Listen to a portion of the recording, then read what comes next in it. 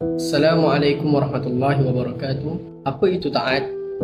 Taat bermaksud tunduk dan patuh kepada Allah SWT dengan cara melaksanakan segala perintahnya dan tinggalkan segala larangannya. Antara perintah Allah SWT adalah apa sahaja yang telah diperintahkan di dalam Al-Quran dan juga sunnah Nabi SAW. Contohnya seperti solat, seperti mana dalil memerintahkan solat adalah wa aqimus solah, dan perintah untuk berpuasa, iaitu kutiba alaikumus siyam kama kutiba alal ladzina min qablikum la'allakum tattaqun, dan juga perintah untuk mengajak kepada kebaikan dan tinggalkan kepada kemungkaran, iaitu kuntum khaira ummatin ukhrijat linnas ta'muruna bil ma'ruf wa tanhauna 'anil munkar. Jadi dengan kita laksanakan perintah Allah SWT ini, secara tidak langsung kita telah mentaati segala perintah Allah.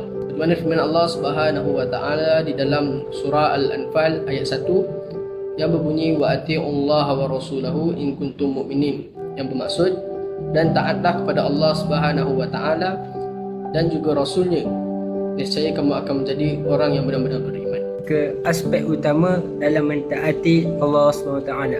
Yang pertama, menjauhi larangan Allah SWT. Allah SWT melarang umatnya dari melakukan perkara-perkara yang dapat merosakkan iman dan kehidupan. Di antaranya seperti melakukan zina, riba, mencuri dan berbohong. Menjauhi larangan ini adalah untuk menunjukkan bahawa kita tunduk dan patuh kepada kehendaknya. Yang kedua, keikhlasan dan beramal.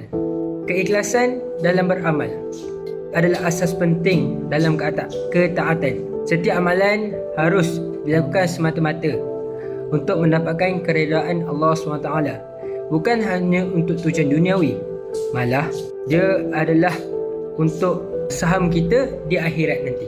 Yang ketiga adalah memperbaiki akhlak. Berakhlak mulia seperti jujur, sabar, rendah hati dan menghormati orang lain adalah bahagian dari ketaatan kepada Allah SWT. Akhlak yang baik mencerminkan nilai-nilai Islam dan mendekatkan diri seseorang kepada Allah SWT. Yang keempat adalah mengikuti sunnah Rasulullah SAW. Rasulullah SAW adalah teladan yang terbaik dalam menjalani ketaatan kepada Allah SWT.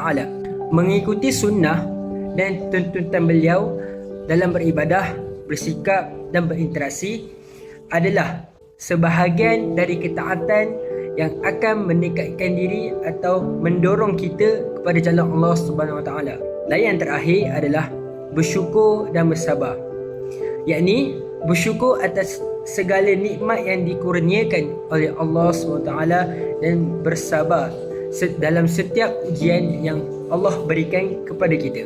Sikap syukur dan sabar ini boleh menguatkan keimanan dan menjadikan seseorang lebih tabah. Salah satu hikmah taat kepada Allah Subhanahu Wa Taala dan Rasulnya adalah kelak masuk syurga Allah Subhanahu Wa Taala bersama orang-orang yang diberikan nikmat oleh Allah Subhanahu Wa Taala. Dijelaskan dalam surah An-Nisa ayat 69. Faman yuti'illah wa rasul fa ulaika ma'al ladzina an'ama Allahu 'alaihim minan nabiyyin was-siddiqin wasyuhada'i was-salihin wa hasuna ulaika rafiqa. Maksudnya, dan barang siapa mentaati Allah dan Rasul, maka mereka itu akan bersama-sama dengan orang yang diberikan nikmat oleh Allah Subhanahu Wa Taala, iaitu para nabi, para pecinta kebenaran, orang-orang yang mati syahid dan orang-orang soleh. Mereka itulah teman yang sebaik-baiknya. Itulah makna taat kepada Allah Subhanahu Wa Taala beserta Rasulnya, yakni dengan mengerjakan segala perintahnya dan menjauhi larangannya. Jadi, apa yang kami boleh simpulkan di sini, adab terhadap Allah dalam ketaatan bermakna bukan sekadar berkata kita ni taat pada Allah, tetapi membuktikannya dengan perbuatan kita yang ikhlas, konsisten, yakni berterusan ataupun dipanggil sebagai istiqamah dan penuh dengan penghormatan. Ketaatan ini melibatkan pelaksanaan perintah Allah Subhanahu Wa Taala dan menjauhi larangannya dengan lapang dada walaupun ianya sukar. Dengan adab yang baik ini, hubungan kita terhadap Allah Subhanahu Wa Taala semakin erat dan hidup kita ni pun akan lebih diberkati oleh Allah Subhanahu Wa Taala. Itu sahaja pembentangan daripada kumpulan kami. Sekian, terima kasih. Wabillahi taufiq wal hidayah. Wassalamualaikum warahmatullahi wabarakatuh.